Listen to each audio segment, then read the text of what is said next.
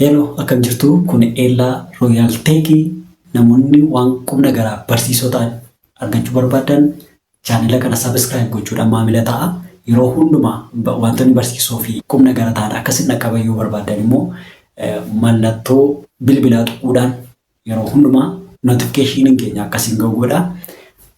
Har'a barnoota haaraa tokko jennee wajjin eegallaa jechuudha. Har'a waan nuti ilaallu wantoota namoonni baay'een gufuu isaaniitti ta'an yookaan biizinesii tokko hojjechuudhaaf namoonni baay'een gufuu kan isaaniitti ta'e yookaan immoo istaak ta'anii kan isaan karaarra dhaabataniif maali isaan wajjin ilaalla. Inni jalqabaa kufaatii sodaachuudha. Kufaatii sodaachuun namni tokko biizinesii tokko eegaluuf jedhee biizinesii sana keessatti rakkinni tokko yoo nama mudate biizinesii sanatti yoo kisaare yookaan immoo qarshii yoo dhabe yookaan immoo kisaaraa keessa bu'ee biizinesii sana hojjechuu jalqabee gidduutti yoo dhaabe akka amantaa jedhee sodaa keessa galuudhaan the fear of failure isa jennu kufaatii sodaachuudhaan biizinesii tokkotti galuu sodaata. Namni biizinesii tokko ijaaree hin qabaanne biizinesii ijaaruudhaaf sodaatee taa'a yoo ta'e yeroo hundumaa biizinesii otoo hin ijaariin hafaa jechuudha. Kanaafuu akka qorannoon kun jedhutti namni tokko hojii hojjechuudhaaf yookaan biizinesii tokko hojjechuudhaaf gaafa ka'u sodaa kufaatiif jedhee dhiisa yoo ta'e namni kun umurii isaa guutuu biizinesii kamiyyuu otoo hojjetiin hafaa jechuudha. Amma fakkeenyaaf namni tokko qotee bulaan tokko sangaa yookaan sa'a bitachuu barbaade sa'aan sun hin duuti jedhee yoo sodaata ta'e horii hin horiin hafaa jechuudha. Namni tokko immoo qotee bulaan tokko sangaa fuudhee ganama gaafa ba'u gindoo gatiittiitti baattatee gaafa deemu cuuca keessatti yoo kufee gindoon suni maara shaan sana waraana jedhee hin sodaata yoo ta'e osoo qotiin hafaa jechuudha. Osoo qotiin hafa jechuun immoo waan nyaatu hin qabu jechuudha. Kanaaf dirqama sodaa osoo hin qabaatiin gindoo sana fuudhee maara shaayyuu toon sodaatiin qoree osoo sodaatiin dhaqee qotee hojjetee bu'aa argatu nyaachuu qaba jechuudha. Inni lammaffaa namni maal naan jedha. Namni maal naan jedha yeroo jedhamu biizinesii tokko hojjechuudhaaf namni tokko gaafa ka'u namoonni naannoo koo jiran kisaaraa narratti yoo dhufe namoonni naannoo koo natti kolfuu danda'u jedhee hin sodaata yoo ta'e. Inni lammaffaa immoo yaada tokko burqisiisee namni tokko gaafa hojjechuuf ka'u namoonni naannoo isaa jiran natti kolfuu yaada kan akkamitti maddisiisuu dandeesse naan jedhanii natti kolfuu jedhee hin sodaata yoo ta'e yookaan immoo naannoon kun namoonni na taazzabu jedhee hin sodaata ta'e fakkeenyaaf industirii amma irra jiru sooshaal miidiyaa keessatti hirmaachuu namoonni barbaadan koonteenti kireetarii ta'anii namoonni hojjechuu barbaadan fakkeenyaaf yuutuubii yoo hojjeta ta'e tiiktookii hojjechuu yoo barbaada ta'e viidiyoo waraabee yoo gadhiise namoonni naannoo koo hiriyoonni koo maatiin koo yoo arganii natti kolfan naa bilbilanii viidiyoo akkamii hojjette jedhanii yoo natti kolfan jedhee hin sodaata yoo ta'e tiiktookii irrattis yuutuubii irrattis dhiibbaa toon uumiin jireenya isaa dabarsa jechuudha. Jireenya isaa wantoonni kun hin jijjiiru too ta'ee jiru wantoonni inni hojjetu kun jireenya isaa jijjiiruu danda'u yoo ta'e namichi kun garuu sodaa namoonni maal naan jedhuuti yoo manatti galee taa'aa ta'e hojii toon hojjetiin jireenya isaa dabarsaa jechuudha. Inni sadaffaa hanqina nu mudatan. Yuutuubii hojjechuudhaaf wantoota of harkaa qabnu sirkii xiqqoo yoo qabaanne sirkii xiqqoo kanaan hin hojjedhu jennee yoo teenya ta'e yeroo sirrii fi yeroo mijataa nuu dhufuu hin danda'u. Waanuma qabnu hojjechuu danda'u qabda.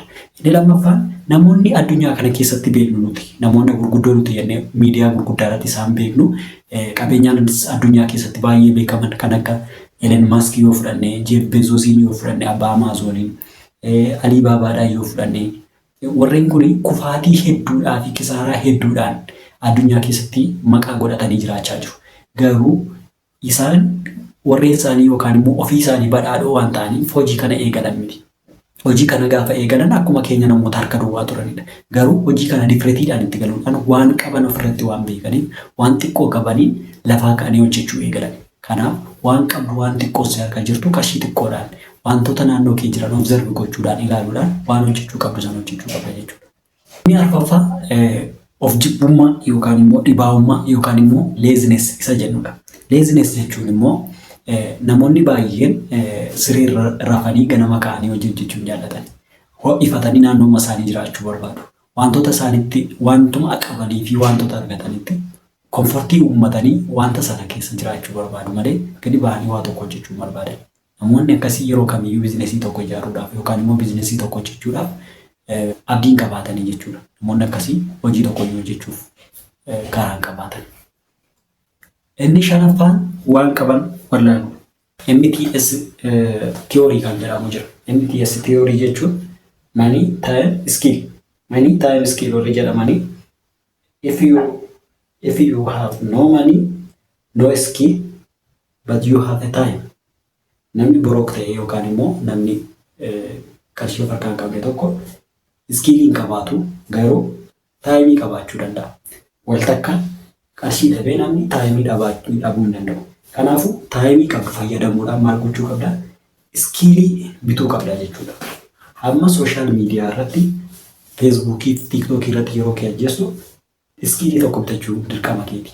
Yuutuubiin amma yeroo ammaa dachee yuunivarsiitii fi kolleejjiin hin barbaachisne garuu mana kee teessee iskiilii gurguddaa irraa barachuu dandeessu yuutuubiitu jira.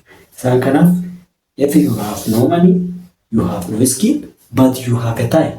So by your time, get skill. Inni lammaffaa no time.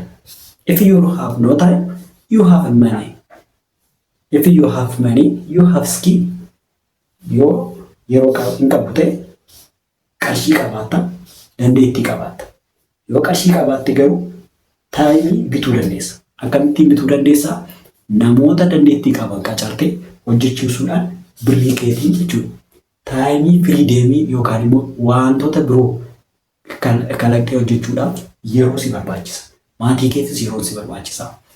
Ofii keetiif yeroo si barbaachisa. Sababii kanaaf dandeettii qabaattee qarshii qabaatte taanaan yeroo qabaachuudhaaf garuu qarshii keetiin namoota dandeettii qaban bittee hojjechiisu. Inni sadaffaan no skill. If you have no skill, you have money. If you have money, you have to learn a skill from college, from university, from short training center. Namoota dhuunfaadhaanis ta'u akka yuunivarsiitiitti akka kolleejiitti short training baay'een hin kennamu.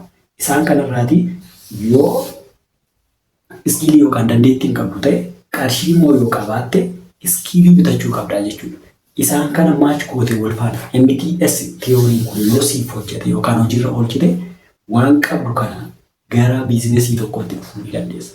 Kanaaf warreen kana shaakaluudhaan jireenya kee gara fuulduraa sirreeffachuu dandeessa. Yeroo hundumaa wantoota qubna garaa barsiisoo ta'an argachuudhaaf sabiskiraayib godhaa maamila keenya ta'a. Baay'ee.